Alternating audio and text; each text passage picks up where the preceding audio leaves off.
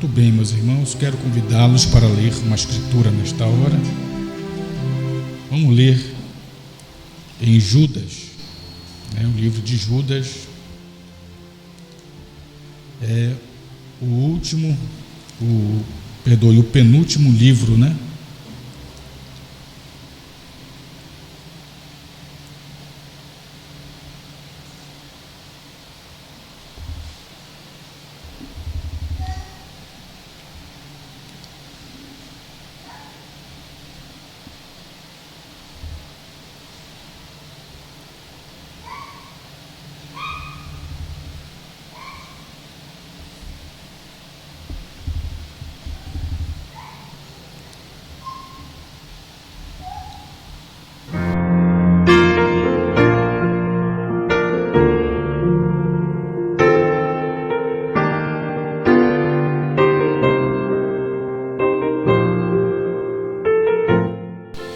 Judas, o versículo 5.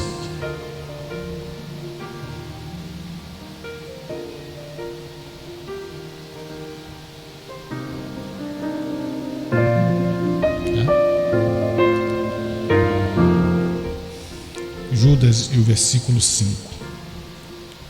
Mas quero lembrar-vos, como a quem já uma vez soube isto, que havendo o Senhor salvo um povo, tirando-o da terra do Egito, destruiu depois os que não creram.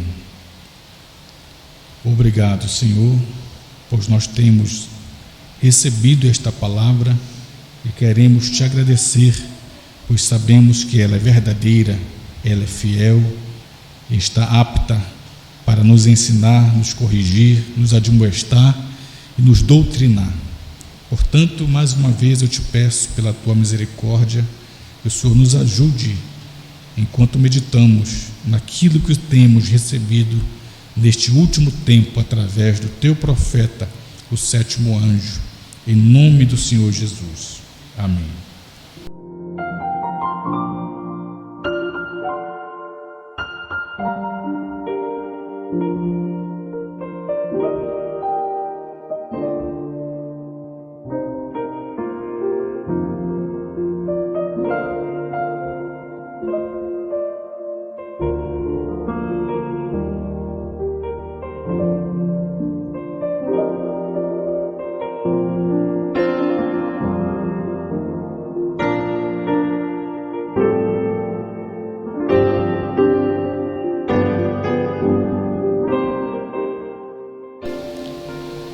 Amém. Vamos tentar falar um pouco nesta hora sobre o número 40, número de juízo.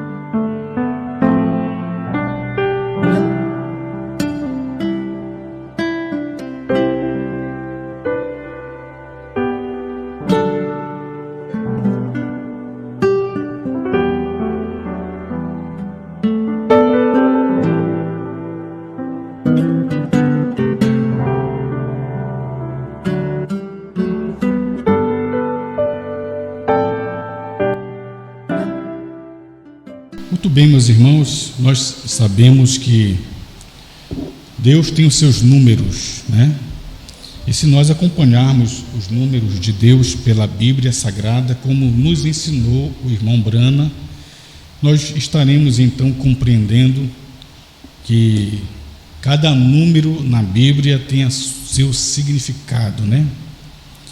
E esta é a matemática de Deus. Deus vem através dos números mostrando o seu trabalho, a sua manifestação, e é bom termos a revelação que trouxe o profeta irmão Brana para podermos compreender, né, através desses números, o trabalho e a manifestação de Deus quando Ele está trabalhando, para não cairmos no juízo.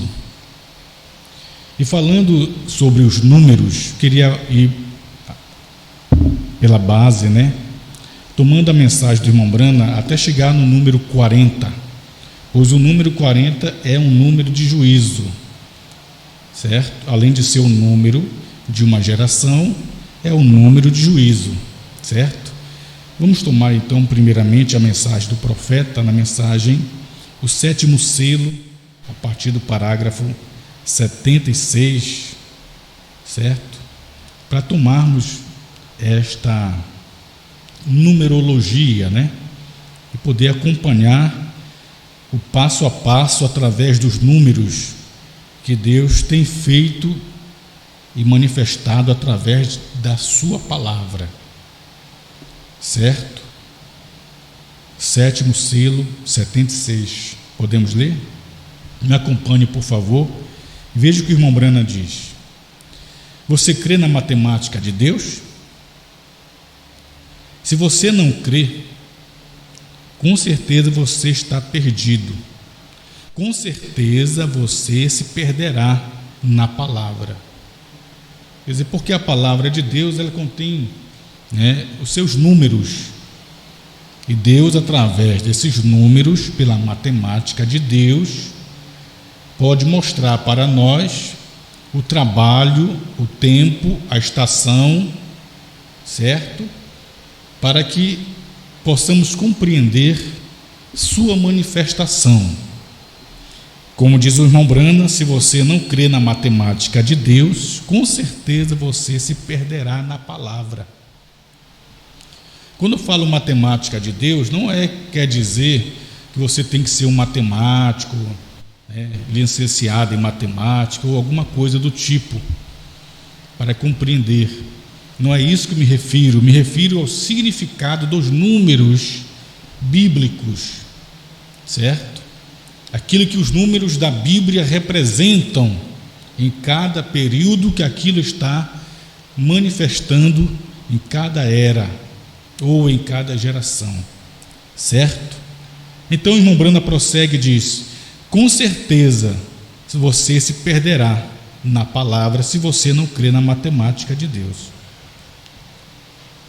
Se você começar a colocar um 4 ou um 6 ou algo além de apenas as palavras matemáticas, seguindo em ordem, com certeza você terá em seu quadro uma vaca comendo capim em cima de uma árvore, certo?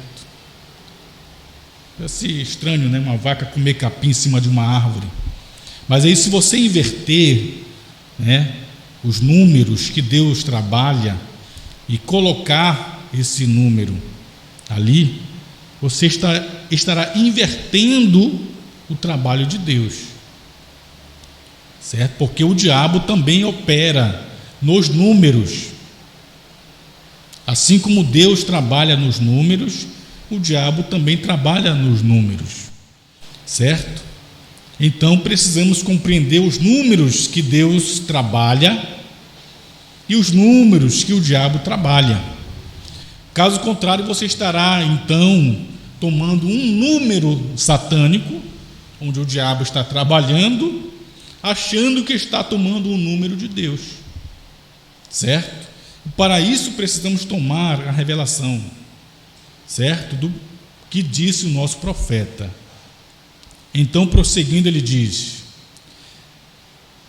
com certeza você sairá fora, porque Deus, toda a sua palavra segue completamente em matemática, Sim, Senhor, perfeito. O mais perfeito. Não existe outra literatura escrita como ela, no caso, a palavra de Deus. Como ela, tão perfeita na matemática. Certo, meus irmãos? Então, nós vamos tomar aqui alguns números que Deus usa, certo? Nesta matemática divina.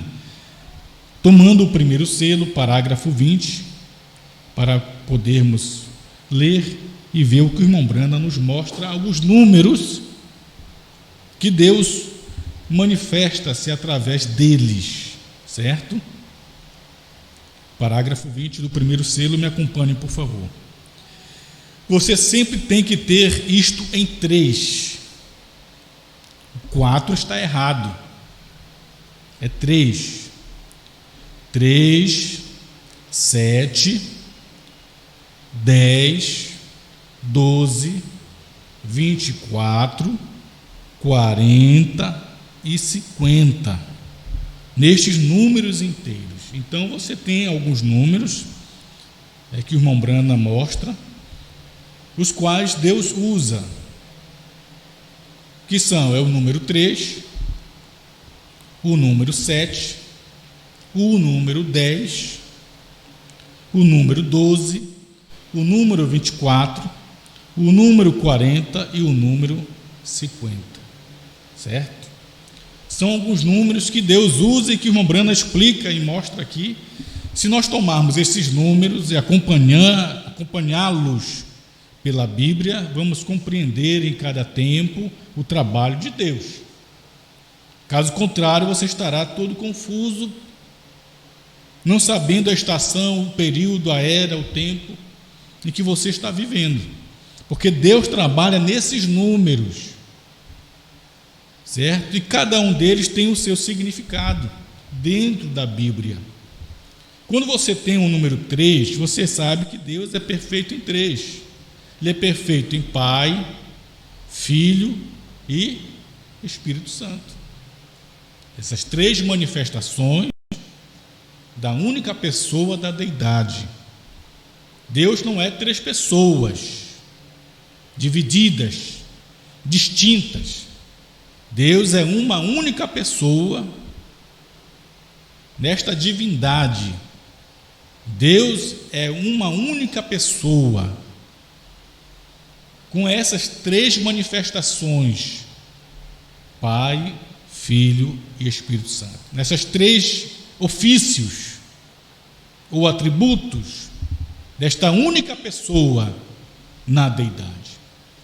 Então você não estará confuso nesses números, número 3, porque aí você sabe que ele veio criando como pai, e esse mesmo pai, ele se fez filho quando veio morrer para resgatar o ser humano.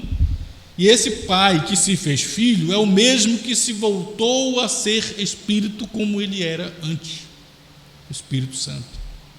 Então não há confusão no número 3. Você não se confunde, porque há apenas uma única pessoa na deidade com essas 3 manifestações. Amém? Agora você tem o número 7. Irmão Branda diz que o 7 é o número de conclusão. Ele é término, é fim. Por isso, se você tem 7 eras, você tem 7 selos, 7 trombetas, não é isso? E esse 7, você tem, quando chega o número 7, ele é o final, ele é a conclusão, ele é o término. Não tem depois do 7 um oitavo, uma oitava era, um oitavo mensageiro. Você tem apenas 7 eras da igreja. Você não tem 8 mensageiros, você tem apenas 7 mensageiros para as 7 eras. O que vem depois da 7ª era, que é a última, porque o 7º é último, é final, o que você tem depois da 7ª era é a pedra de coroa, que você cai no Espírito Santo na eternidade, que é o 8º, é o primeiro outra vez. Quero ler com você, mais uma escritura, para a gente poder ver que Levítico, capítulo 23, versículo 36, certo? Para você ver, quantos dias tem na semana? São 7, não é isso? 7 dias na semana. O sábado é o final da semana, é o 7º e último dia, não é isto correto? Mas a palavra de Deus fala de um 8º dia, certo? A palavra de Deus fala de um 8º dia, e é isso que eu queria ler com você nesta hora, dentro destes números bíblicos. Você sabia que tem um 8º dia? Aí você diz assim: o pastor está inventando história, já está começando a interpretar, né? Eu sei que só tem 7 dias, mas eu quero ler com você Levítico, capítulo 23, versículo 36, certo? Deixa eu chegar aí para colocar o versículo. Levítico 23, verso 36, para a gente poder ver que tem um 8º dia. Se você não sabia, você vai saber agora, que este 8º dia tem uma representação neste número bíblico. O que ele representa, o que significa? Levítico 23, verso 36, certo? Para podermos acompanhar. Podemos ler? Leia comigo, por favor. Vamos ler. Vamos com calma, né? Se um pentecostal entrar no nosso culto e ver essa calmaria, os irmãos todos sentados, sem barulho, prestando atenção, eu sei que culto frio é esse, né? O Espírito Santo não está aqui, não estou vendo barulho nenhum. Os irmãos sentados, observando, prestando atenção na palavra, e vão achar que um culto frio, um culto sem Espírito Santo, porque para eles o culto com o Espírito Santo é um culto barulhento, os irmãos gritando, falando em língua e aquela bagunça toda, né? Não presta atenção na palavra, e assim é complicado, né? Vamos lá? Presta atenção então. Levítico 23, verso 36.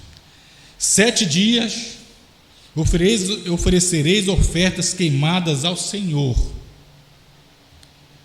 Ao 8º dia tereis santa convocação. 8º dia? Como assim? 8º dia. E ao 8º dia tereis santa convocação, e oferecereis ofertas queimadas ao Senhor. Dia solene é, nenhuma obra servil fareis. Então tem um 8º dia na Bíblia, e é um dia solene. Você vai oferecer oferta queimada ao Senhor nesse 8º dia, e nenhuma obra servil farei. Você vai descansar no 8º dia. Você não vai descansar no 7º dia, viu, irmão?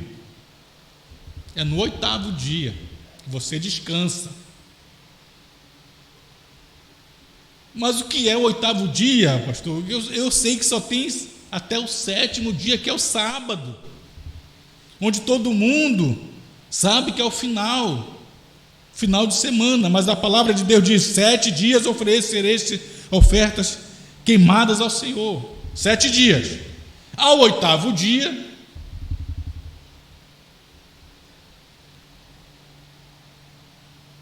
tereis santa convocação. A santa convocação é no 8º dia, não é no 7º. E oferecereis ofertas queimadas ao Senhor. Dia solene é. Nenhuma obra servil fareis. Você não vai trabalhar. Nesse 8º dia você vai descansar. No 8º dia. Mas o que é o 8º dia? O 8º dia você tem Domingo, segunda, terça, quarta, quinta, sexta, sábado é o sétimo. O oitavo dia é o que vem depois do sétimo.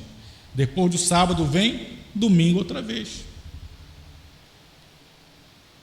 O sétimo dia é o final. O oitavo, o que é? Você cai no primeiro outra vez.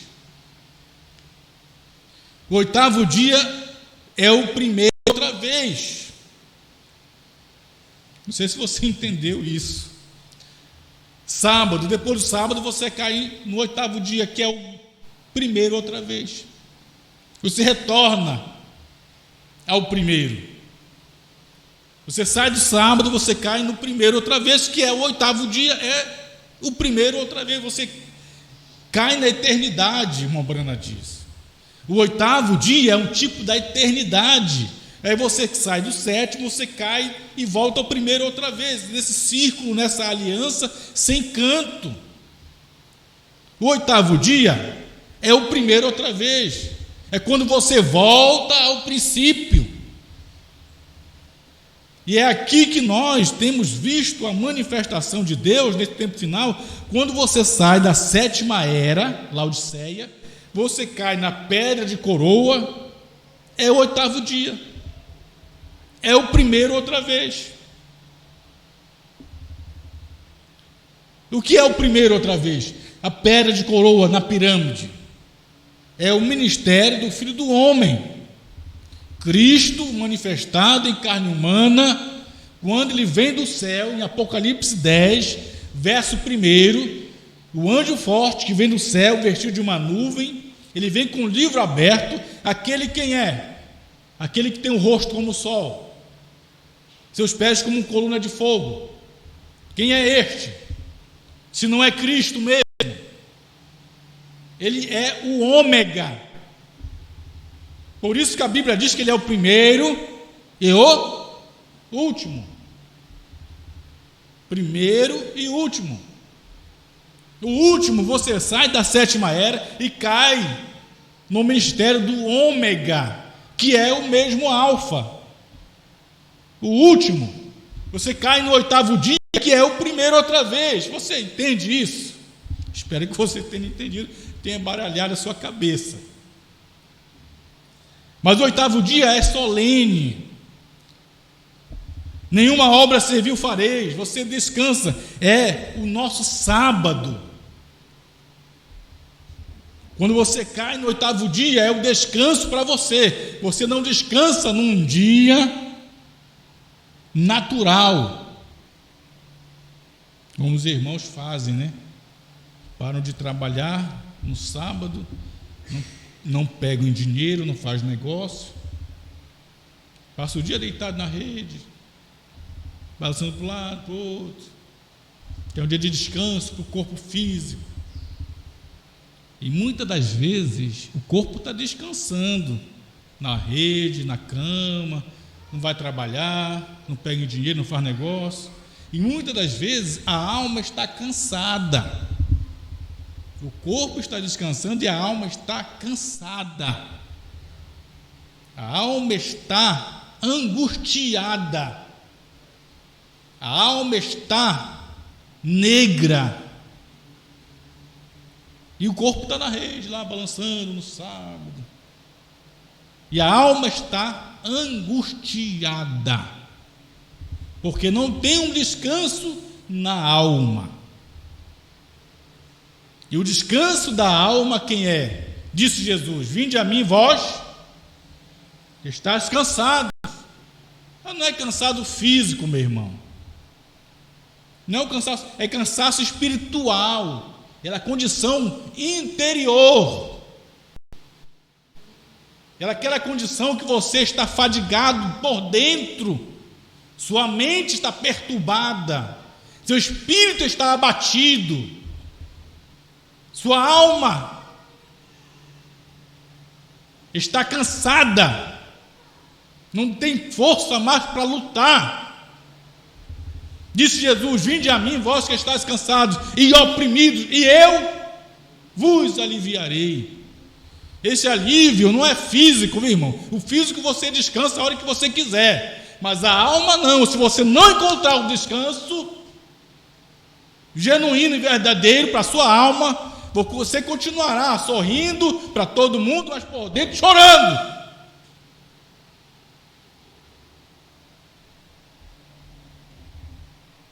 Por isso que é uma experiência individual, particular, cada um com Deus.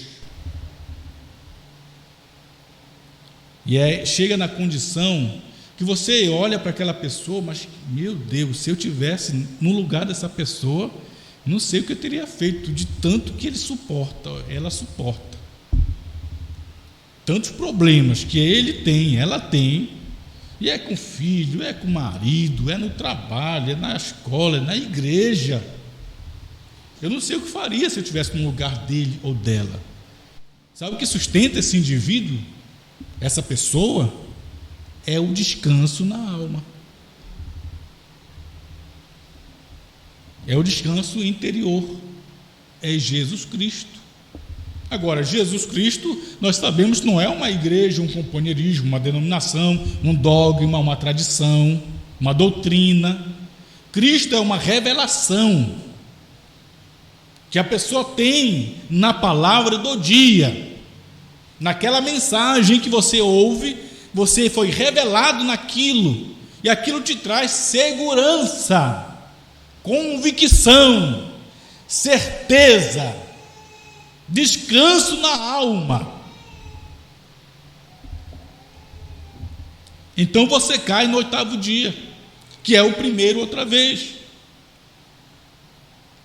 Você entende isso? Glória a Deus, isto é bom demais.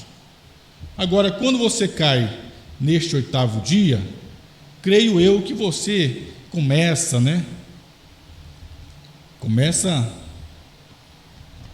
a fazer isso daqui, ó. Vamos ler Salmo rapidamente? Se não der tempo da gente terminar, esta pequena mensagem, a gente conclui na próxima terça-feira, porque precisamos compreender que cada um de nós, como filhos e filhas de Deus, certo? Somos chamados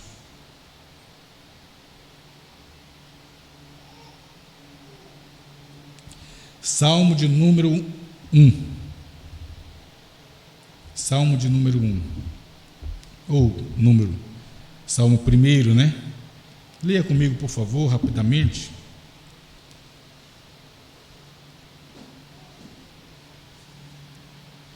Tem hora que as pessoas imaginam diferente, Aí você tem que ter a sua própria experiência, você e Deus, certo? Senão, você não terá uma âncora. Sabe aquela âncora que o navio precisa quando o mar está revolto? Ondas enormes, e precisa de uma âncora para sustentar, segurar aquilo ali? Pois é, você tem que ter esta âncora.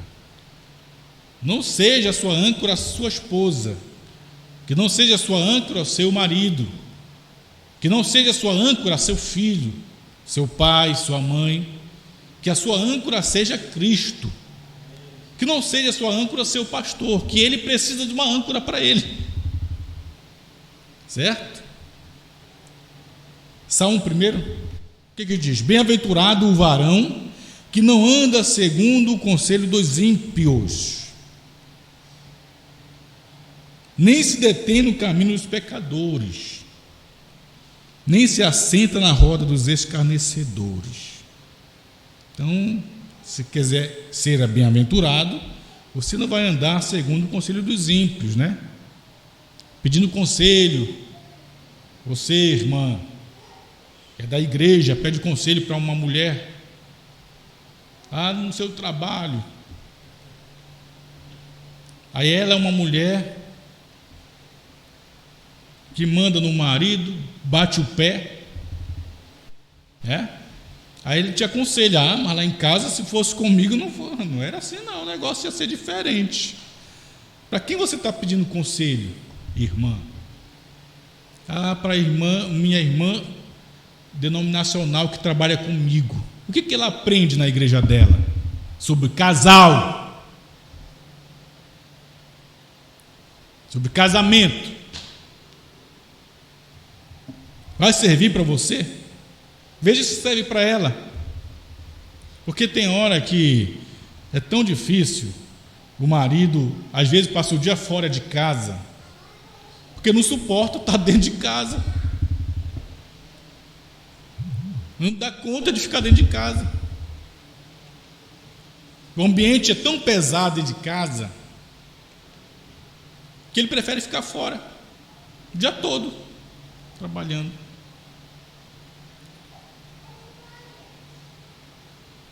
Se as irmãs soubessem o poder que elas têm, cada irmã, a mulher em si, ela tem um poder tremendo, irmão, de colocar o marido do joelho no pé dela sem gritar com ele. O poder que a mulher tem é um poder tremendo. Se ela souber usar esse poder a favor dela, o marido vai obedecer ela em tudo que ela quiser, porque o homem é besta, irmão.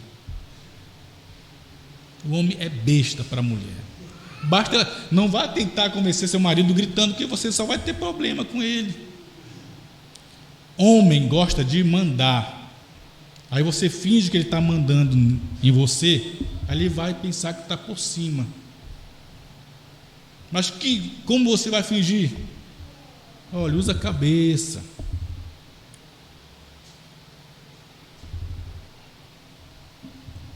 Não vai gritar com ele não, que você vai ver, ele vai passar o dia fora de casa, vai voltar só de tardinha, de noite. Usa a cabeça, o poder que Deus deu para você. A Bíblia diz que a mulher sábia, ela edifica a sua. Você vai ver esse homem de joelho no teu pé, sem você dar um grito para ele. Se der um grito, ele vai ficar de joelho ali. Claro, né? Homem que é homem, que tem homem que não é homem, não vale nada. Homem que é homem, aquele homem que respeita a mulher, aquele homem que ama a mulher, né? Que soa para trazer o alimento para casa, homem de caráter. É a esse homem que me refiro. Ele vai ter você, você vai ter ele nos teus pés, de joelhos, se você souber tratar esse homem. Não vá pedir conselho lá fora. Bem-aventurado o varão que não anda segundo o conselho dos ímpios. Nenhum conselho lá fora te vai dar algum benefício para você. Nem se detém no caminho dos pecadores. Não para não.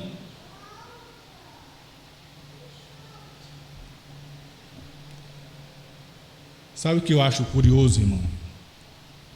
E é lamentável. Que é difícil, você já prestou atenção? Que é difícil um cristão, um irmão da igreja, ou uma irmã da igreja, convencer um mundano para vir para a igreja. Já viu que é difícil? E que é muito fácil um mundano ou uma mundana convencer a um irmão ou uma irmã a sair da igreja. É mais fácil, já prestou atenção nisso? Eu tenho visto casais, né? Homens, mulheres, que são da igreja, aprenderam, cresceram às vezes no evangelho, de repente são da mensagem, de repente vai se emboleta com uma mulher do mundo. A intenção dele é trazê-la para a igreja. Não, eu vou evangelizar ela, vou trazer para a igreja, eu vou mostrar a mensagem para ela, ela vai se converter. Aí se emboleta com a mulher do mundo, quando vê está no mundo. Dificilmente traz. Muito difícil. Acontece, mas são casos raros. Quando não é o inverso, a irmã é da igreja, de repente pensa em casar, se emboletar, né? Se enrolar toda, com um rapaz do mundo. A intenção dela era evangelizar ele, trazer para a igreja quando você está lá fora. Está no mundo. Estou contando experiências que eu tenho visto. Olha que é difícil. E para vir para a igreja outra vez, esse rapaz, essa moça, é difícil, porque às vezes aquela moça lá de fora do mundo não crê. E aquele rapaz lá não crê. Não estou generalizando, você entende. Acontece. Já aconteceu de um rapaz casar com uma moça de fora e trazer ela. Aconteceu. Ou do mundo, ou da denominação, já aconteceu, mas casos raros. Eu falo de experiência do que eu tenho visto nesses anos de ministério. E quanto me entristeço, irmão, de já pregador, obreiro, no púlpito que ensinava, me auxiliava, de repente se emboletou com a mulher do mundo, foi para o mundo.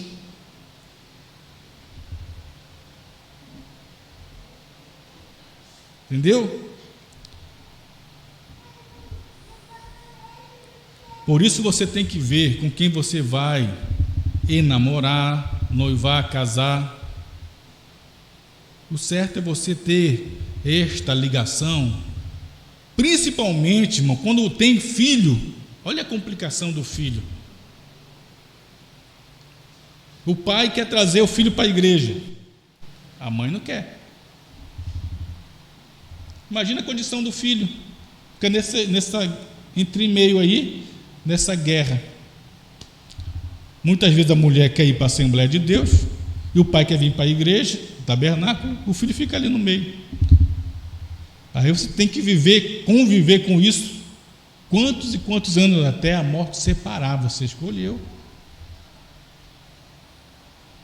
Aí você tem que entrar em acordo com ele ou com ela. Um dia eu vou com você lá para a Assembleia, você vai comigo para o tabernáculo. Resta saber se ambos vão cumprir o acordo, né? Porque chega uma hora que o indivíduo chega na igreja, no tabernáculo, aqui ouve o tipo de pregação que a gente prega, não volta mais, como já aconteceu. Porque acho que nós somos fanáticos, acho que nós somos religiosos demais, pelo tipo de mensagem que nós pregamos. Eu estou falando de experiência própria, do que eu ouço nesse ministério, esses anos de ministério. Filhos sofrem quando não, o pai quer ir para o bar beber e a mulher quer vir para a igreja e trazer o filho. É complicado, irmãos. Quando você tem alguém ao teu lado que crê como você, entende, né, é mais fácil vocês darem melhor, mais certo, apesar da natureza ser diferente um do outro, mas é mais fácil vocês conseguirem caminhar junto, porque ela ouve a mensagem, você ouve, ela crê, você crê, ambos querem viver na mesma fé. Você não vai ter outro problema, vai ter problema de natureza, que você é de um jeito, ela é de outro, mas você vai agora aprender a conviver junto no mesmo lar, certo? E é um aprendizado diário, viu, irmão? É diário esse aprendizado. Muito bem, vamos prosseguindo aqui. Verso 2 de Salmo 1. Antes tem o seu prazer na lei do Senhor, e na sua lei medita de dia e de noite. Olha, onde está o seu prazer? O prazer está no meu trabalho, está na minha escola, está na minha igreja, está na minha amizade. Antes tem o prazer na lei do Senhor. Esta lei do Senhor tem que te dar prazer na sua alma.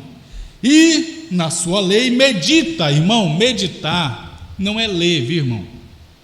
Meditar não é ler. Ah, mas eu leio a Bíblia, eu leio a mensagem. Que hora que tem alguns que nem lê. Tem alguns que nem lê Bíblia, nem lê mensagem. E os que lê Bíblia, lê mensagem, quero te advertir que meditar não é ler. Meditar não é ler. Meditar é você estudar, prestar atenção, se aprofundar. E na sua lei medita de dia e de noite. Meditar não é ler. Pega um caderninho, Pegue uma caneta, um lápis, pegue a Bíblia, pegue a mensagem. Isso é meditar. Tira um tempo seu.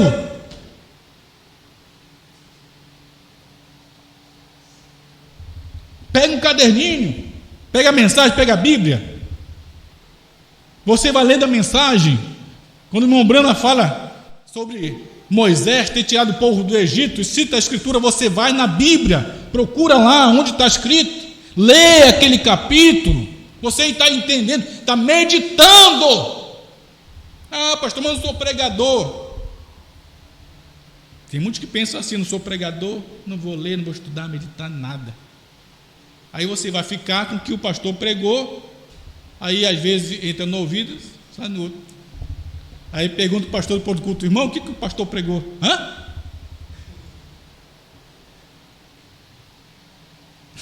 É complicado, irmão. Meditar. Na sua lei, medita de dia e de noite. Meditar não é ler. Faça isso. Você vai ver como você vai se enriquecer espiritualmente. Você vai querer mais de Deus. Você vai chegar mais a Deus. Se acostumar, né? Desse companheirismo que você está lendo, meditando, em ligação direta com Deus. É um tempo que você reservou para você e Deus. Você não reserva para você passear com sua família? Tem um lazer com sua família? Você prazer, e você deve fazer isso, irmão. Não deixe sua família sem ter o tempo de lazer. Saia com ela. Passeie com sua esposa, com seu filho. Se você não fizer isso, o rapaz lá da rua vai fazer, da escola vai fazer. Quando você abrir o olho, aonde que eu errei, meu Deus? Você não teve tempo para a sua família. Você pensa só em você. Que tem marido que só pensa em si. Vai para o futebol, vai para o bar, vai para o passeio, piquenique, a mulher fica em casa lá com os filhos, semana toda, lavando roupa, passando, cozinhando, e aí o filho para um lado, puxando a saia para o outro, às vezes com um menino no peito, e está lavando roupa e cozinhando, e o moleque agarrado. E o marido lá, às vezes, passou a semana trabalhando e acha que ele tem direito de passear, e a mulher fica em casa. Até que um tempo ela assim,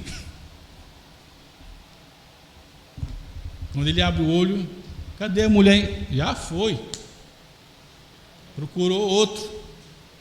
E às vezes quando não procura outro, sabe o que acontece? A cabeça dela fica tão cheia, tão pesada psicologicamente, que ela entra em depressão, porque às vezes ela não quer sacrificar o filho, e prefere ficar sofrendo aquela opressão toda do marido chato, demoníaco, satânico, que não é homem. Homem que é homem honra sua mulher, honra sua esposa, que cuida dele, lava suas cuecas.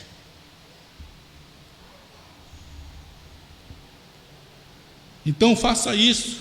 Tira um tempo para sair com a sua mulher, com seus filhos, passear, dar uma volta. Sei que nós somos pobres, né, irmão? Somos pobres, mas não, você não vai ficar mais pobre se você fizer isso. Ah, mas eu tenho que reservar um dinheirinho, uma poupança aqui para o futuro. E o seu futuro, o que será? Você sabe do seu futuro? Coisa boa, né, irmão? A gente veio para a igreja para isso, irmão, para ouvir essas verdades. Então faça isso, tira um tempo para você, sua família, dá uma volta, né? Enfim. Mas eu quero te dizer uma coisa, pelo amor de Deus, não vá sair com a sua mulher, dar um passeio com ela, tomar um sorvete, sentar na sorveteria e ficar.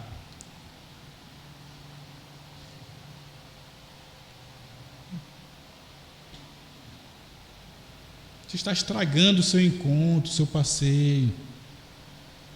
Deixa o celular. Aproveite o tempo que você tem com ela, com ele.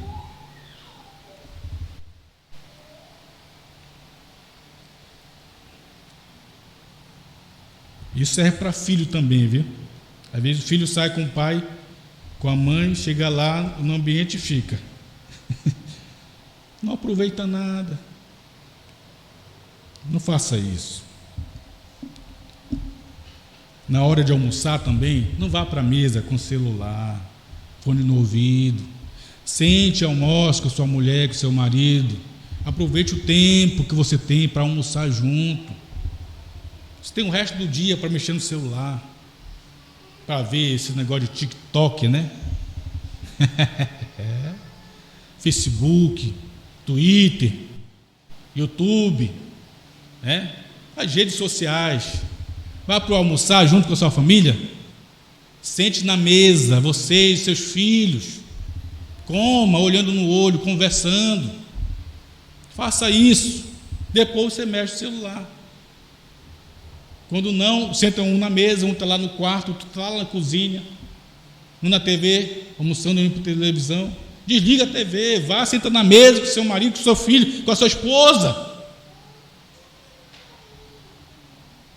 Enfim, vamos mais aqui um pouquinho? Então, meu prazer na lei do Senhor, e na sua lei medita de dia e de noite. Então já disse, meditar não é ler, ler não é meditar. Faça isso que eu estou lhe dizendo.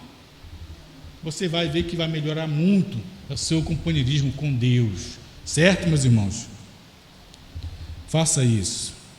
Glória a Deus. Pois será como árvore plantada junto a ribeiros de águas,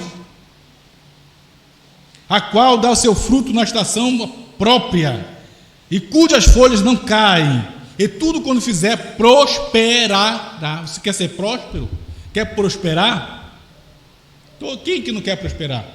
Diz para mim. Todo mundo quer prosperar, não é isso?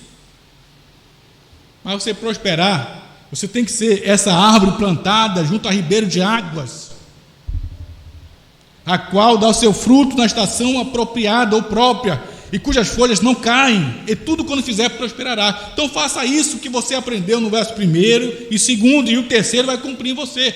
Você vai ser essa árvore plantada junto a ribeiro de águas, e você, o que fizer, vai prosperar. Faça isso, e Deus abençoará você, certo? Glória a Deus. Então, deixa eu terminar aqui. O número 40 é o número de juízo. É aquele número que Deus designou. Pois quando Moisés foi tirar o povo do Egito, ele apareceu naquela geração, eles rejeitaram Moisés. E Moisés então saiu e foi para o deserto. Quantos anos Moisés passou para voltar? Mais 40 anos. Irmão Brana disse que quando Moisés voltou, já com 80 anos, aquela geração que rejeitou Moisés tinha se extinguido, porque eles rejeitaram Moisés. Moisés veio para outra geração. Então veja aí, o ministério de Moisés dentro do Egito passou 2 gerações de 40 anos. Está entendendo? Mas Moisés ainda era o mensageiro.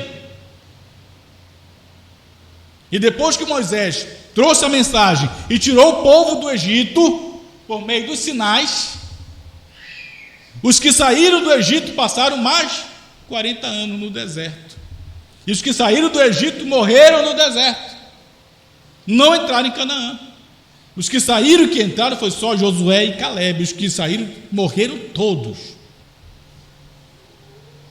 Então você tem aí 40 anos, eles rejeitaram no Egito. Moisés passou para o Egito, mais 40 anos, voltou com 80. 2 gerações. E os que foram para o deserto com Moisés, 40 anos, ficaram rodando em círculo lá, porque eles não creram em Moisés. Morreram no deserto.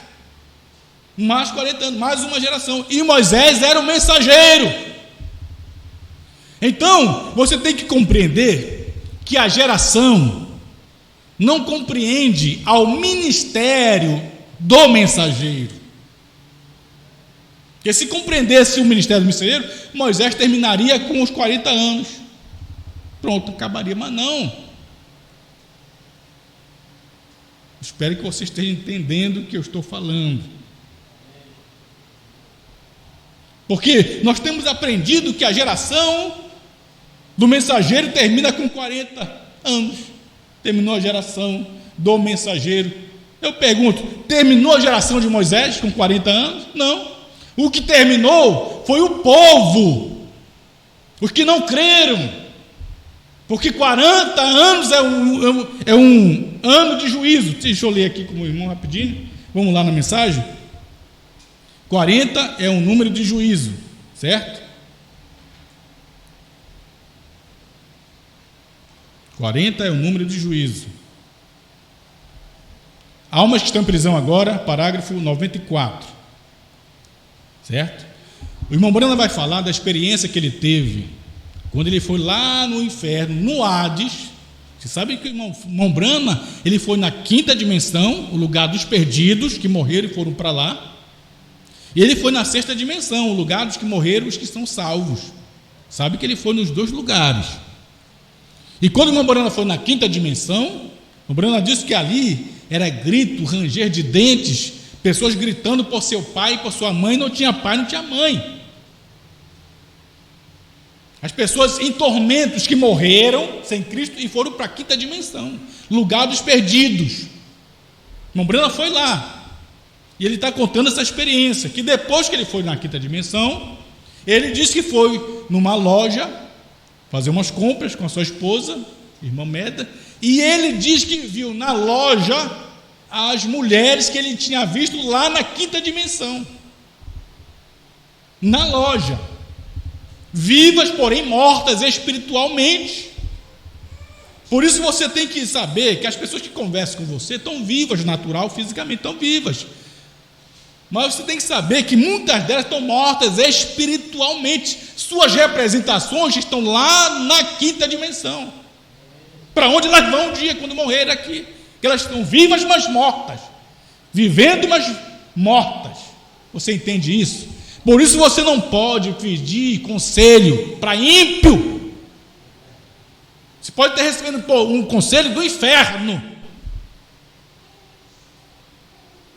E ele conta essa experiência aqui. E um detalhe, né, para as irmãs que gostam de ficar se maquiando, pintando os olhos, né? Irmão Brana disse que ele viu lá no inferno as mulheres com pintados aqui, né, como com o olho de gato. E quando ele foi na loja, viu as mesmas mulheres com a mesma pintura que ele havia visto lá. Mas, pastor, a escritura, pastor, a Bíblia, a escritura, para a mulher não pintar seus olhos, seu rosto com maquiagem, não existe escritura, viu, irmão? O Bruna falou isso. Não existe uma escritura para dizer, não faça isso. Mas existe uma escritura de uma mulher que fez. E ela foi Jezabel. A única que se pintou. E ela se pintou com um propósito. Para se apresentar. E você sabe o fim dela. A única. Então, baseado nisso, o irmão Brana diz que ela se pintou para se apresentar. Então, quando a mulher se pinta, se produz, ela está se apresentando. Oxalá que fosse para o seu marido, né? Se pintasse, aparecesse no quarto para ele, só para ele. Mas não, se pinta para sair de casa, para ir para a rua. Então é para se apresentar. Desculpe as irmãs. Então não há escritura que diga, não pinte seus olhos, não há escritura, mas existe uma passagem que Jezabel se pintou, seus olhos, se maquiou, e ela fez isso para se apresentar, e o fim dela foi trágico, né?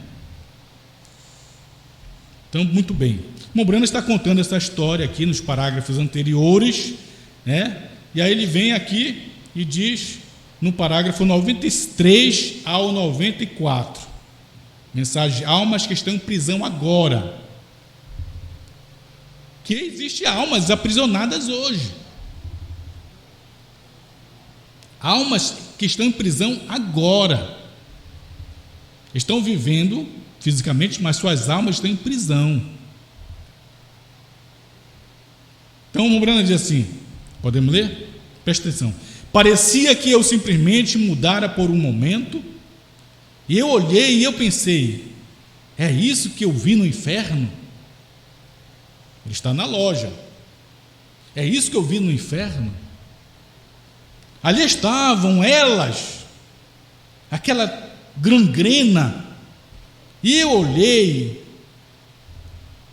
e achei que porque elas estavam no inferno, que as fez assim, um azul esverdeado debaixo dos seus olhos. E aqui estavam estas mulheres pintadas de azul esverdeado, exatamente da maneira que aquela visão disse por volta de 40 anos atrás. Olha só, o Brana tem essa visão no inferno, na quinta dimensão, 40 anos atrás. Em 63 ele está falando isso, quer dizer, 40 anos atrás, a 23, ano 23, ele teve a visão do inferno e viu as mulheres lá. Em 63, 40 anos depois, Brana está pregando a mensagem de almas em prisão agora e diz, e relata isso. E diz, 94, parágrafo, presta atenção.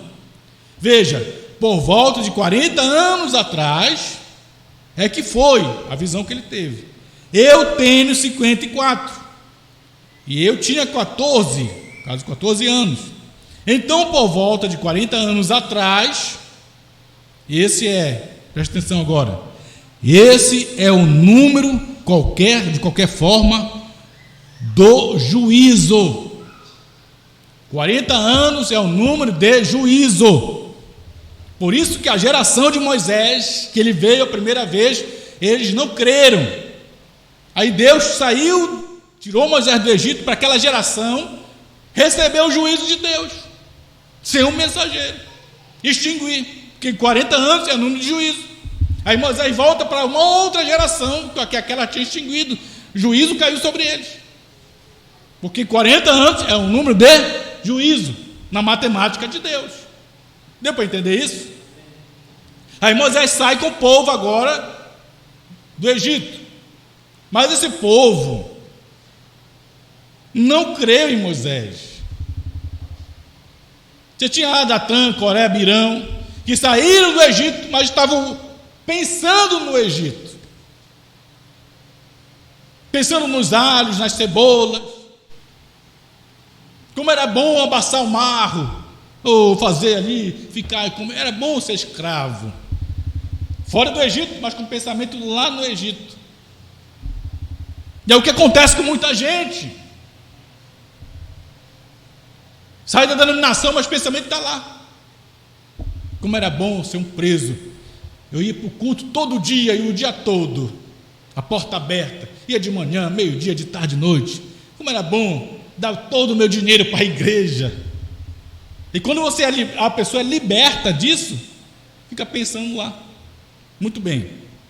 E esse povo que saiu do Egito, no deserto, Datã, Coré, Abirão, os demais líderes, estavam pensando no Egito, não estavam crendo na liderança de Moisés. O que aconteceu? Mais os 40 anos de novo, que é tempo de juízo. Morreram no deserto. Aí Deus levanta os filhos deles para entrar em Canaã, junto com Josué e Caleb. Então 40, irmão, a geração desses 40 anos é um tempo de juízo. Mas se você prestar atenção, Moisés era o mesmo mensageiro. Passou a geração dos 40 anos do Egito, passou a geração dos 40 anos, mas era Moisés o mensageiro. Você entende isso? Muito bem. Que coisa, né? E é exatamente o que nós lemos aqui em Judas, versículo 5. Veja bem, mas quero lembrar-vos, como a quem já uma vez soube isto, que havendo o Senhor salvo um povo, tirando-os da terra do Egito, destruiu os que não creram. Deus salvou um povo do Egito, mas destruiu no deserto os que não creram, porque 40 é um número de juízo. na matemática de Deus. Mas você não pode pegar esses 40 anos, que é esta geração de juízo, e aplicar para o ministério do mensageiro. Moisés não terminou seu ministério nos primeiros 40 anos, na primeira geração. Não terminou seu ministério nos segundos 40 anos, no deserto, na segunda geração. Não, ainda era Moisés. Então você não pode pegar a geração, o número de juízo, e lançar ao ministério do mensageiro, como se o mensageiro tivesse apenas 40 anos para cumprir o ministério dele. Depois de 40 terminou. Aí Deus levanta o outro ministério. Quando foi que Josué apareceu para substituir Moisés? Foi lá no Egito, quando Moisés levantou para tirar o povo do Egito, e os 40 anos, a geração rejeitou Moisés? Não. Deus não levantou Josué ali. Deus fez com que Moisés fosse para o deserto, passasse mais 40 anos e voltasse depois para uma outra geração, mas ainda era Moisés. E isso que o irmão Brana fala sobre o apóstolo São Paulo, certo? Que não importava se Moisés tivesse morrido, certo?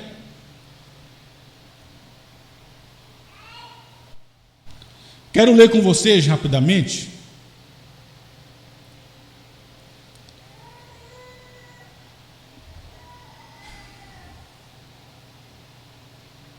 deixa eu ver se é essa a mensagem.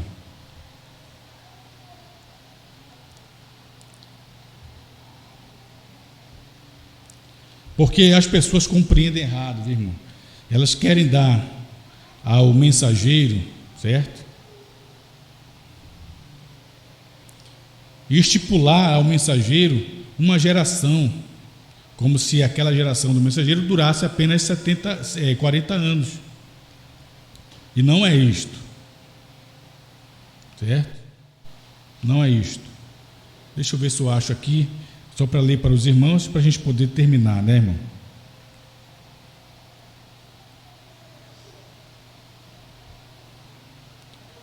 Eu acho que é a mensagem.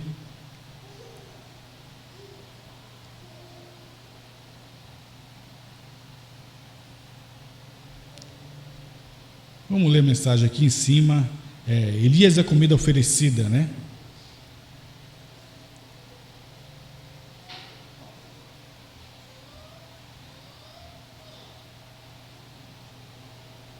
Não sei se é esta mensagem, mas a gente vai ver, certo? Porque, veja bem, a geração do irmão Brana, ela não terminou com a morte dele, viu, irmão? A geração do irmão Brana não terminou com a sua morte.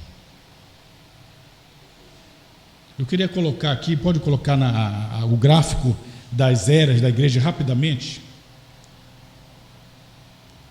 Vamos colocar o gráfico aqui das eras para saber. A era de Éfeso, por exemplo, né? A era de Éfeso.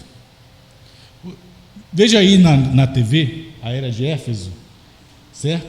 Como Paulo, o primeiro mensageiro lá. Éfeso, mensageiro Paulo, correto? Quantos anos durou a geração de Paulo? A era de Éfeso foi de 55, não é isso? Até 170, correto? A era de Éfeso, que é a era em que Paulo foi mensageiro, foi de 55 a 170. Eu pergunto para você, Paulo viveu em vida todo esse tempo? Não. Paulo morreu no ano 60, antes de terminar a era. Mas Paulo, tendo sido morto, olha só, sua mensagem prosseguiu até o ano 170. Mesmo Paulo tendo morrido, Paulo ainda era o mensageiro da era, mesmo morto. A geração de Paulo prosseguiu, mesmo Paulo tendo sido morto. Deu para entender isso? Não somente Paulo, mas de todos os mensageiros, não viveram a era toda. Por exemplo, a era de Tiatira. que foi de ano 608 a 1579. Certo? Foi a mais longa. Aí eu pergunto: Colomba viveu todos esses anos vivo? Não. Todavia, ele era ainda mensageiro para a era de Tiatira, mesmo morto. Mesmo morto. E todos os mensageiros morreram antes de terminar a era. Todos morreram antes de terminar a era. Nenhum viveu até o final. Muda até lá, Laodiceia. Está errado o ano? Isso que eu estava vendo aqui. Não está batendo os anos, né? Muito bem, mas de todas as formas, eu tenho os anos aqui, né? Não sei por que colocaram o ano errado aí. Olha, a era de Éfeso foi de 53 a 170. Paulo morreu no ano 60, antes do ano 170, antes de terminar. E cada mensageiro, certo? A era de Tiatira, que é a que nós vimos aí, que estava errado, foi do ano 606 a 1520. O mensageiro Columba, ele morreu antes de terminar a era. Agora vamos para a era de Laodiceia, né? A era de Laodiceia começou no ano 1906. 1906. Ela vai até quando? Vai até o rapto, certo? Aí eu disse: não, mas ela terminou para revelar os selos. Terminou para você, que foi revelado, que saiu de Laodiceia, mas ela prossegue lá fora, como a Bíblia diz: nua, cega e feliz, e não sabe. Ela prossegue. Você saiu dela, mas a era prossegue, segue a nua, infeliz e não sabe, e ela vai até o rapto, que eu não sei quando vai ser. Então, da mesma forma que cada mensageiro morreu antes de terminar a era, a geração, o irmão Branham morreu também antes de terminar a era, a geração. A era terminou quando o Cordeiro saiu do trono, abriu o livro dos selos, revelou os mistérios, deu ao sétimo anjo, amém, terminou para abrir os selos. Mas isso significa o quê? Que a era extinguiu? Não, ela prossegue, segue a nua, infeliz, não sabe lá fora. Ela terminou para mim e para você, que saímos de Laodiceia, como Branham saiu de Laodiceia, você saiu de Laodiceia, mas ela está lá fora, cega, nu, infeliz, não sabe, e vai até o rapto. Então a geração do irmão Branham não terminou com a sua morte, viu, irmão? O que aconteceu é que o número 40 no ministério do irmão Branham mostrou o juízo para o povo, como mostrou o pessoal do Egito. Não que sua geração terminou com 40 anos de ministério. Você está entendendo isso? No ministério do irmão Branham teve 40 anos de juízo, como teve no tempo de Moisés, lá atrás, quando tirou o povo do Egito e eles pereceram no deserto. 40 anos, número de juízo. Mas Moisés era mensageiro, assim como o irmão Branham também mostrou seu ministério profético. Ele vai até o rapto, porque ele é o profeta enviado para o tempo específico do último dia, e seu ministério não terminou com 40 anos, para que Deus tivesse então, depois de 40 anos, uma outra geração e um outro mensageiro. Não é assim. A geração compreende a era da igreja, a qual ele foi enviado. E depois, quando o irmão Branham disse assim, Deus levantará outra geração depois de mim, o que é essa geração? Que eu não estarei lá naquela geração. Que geração é essa? Que Deus vai manifestar sua palavra, senão a geração de Moisés e Elias, onde Branham não estará nesse tempo.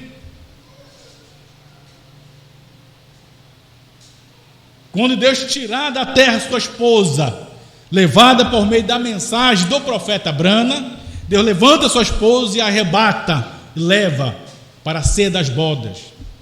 Aí Deus começa outra geração, que é o período que Deus tratará com Moisés e Elias por 3 anos e meio para os judeus. A geração que Deus não terá o William Brana ali. Aí você diz, Brana está aqui com vocês? Não, mas a mensagem do mensageiro está. O Brana diz, você pode matar o mensageiro, mas não mata a sua mensagem, seu ministério. Aleluia. Obrigado, Senhor. Que possamos cada vez mais compreender essas verdades claras, específicas, para que o teu povo perceba o tempo e a hora que estamos vivendo, em nome de Jesus. Amém, Senhor.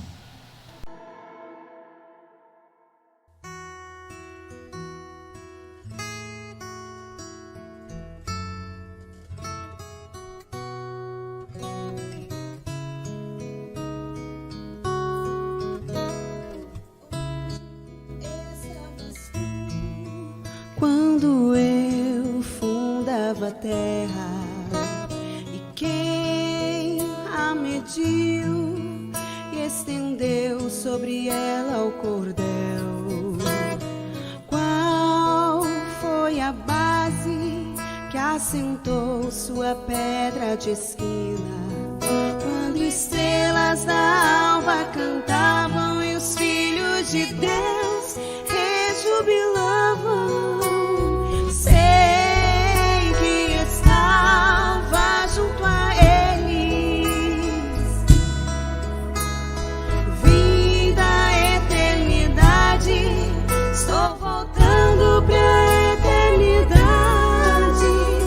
Quando estava lá nos pensamentos eternos de Elohim, Ele planejou minha passagem na terra, manifestar eu vi, e nada poderá separar-me deste amor, pois antes que eu lutasse por ele, ele venceu por mim. Onde estavas tu quando eu dava a terra? E quem a mediu e estendeu sobre ela o cordel?